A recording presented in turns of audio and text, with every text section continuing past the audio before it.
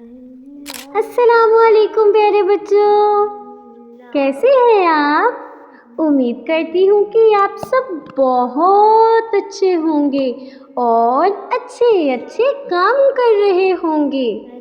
تو پیارے بچوں، آج ہمارا کیا سبق تھا؟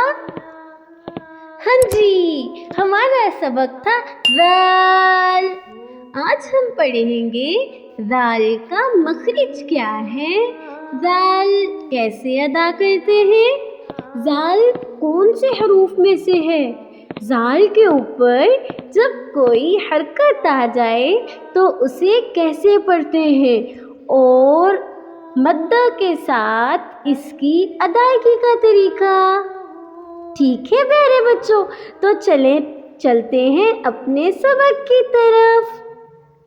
ذال کو زبان کی نوک دانتوں کے درمیان آ جائے تب ادا کرتے ہیں۔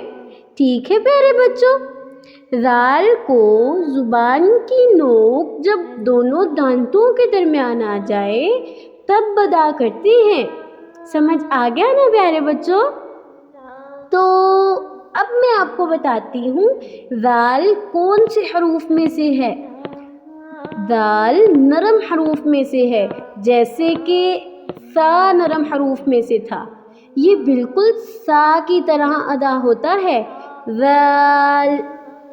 ٹھیک ہے پیارے بچوں، ذال کے اوپر جب کوئی حرکت آ جائے تو اسے نہ زیادہ کھینچ کر پڑھتے ہیں اور نہ ہی جھٹکا دے کر، اس کو ایسے پڑھتے ہیں، ذال زبر زا، ذال زیر زی، ذال پیش ذو، ذا وی ذو۔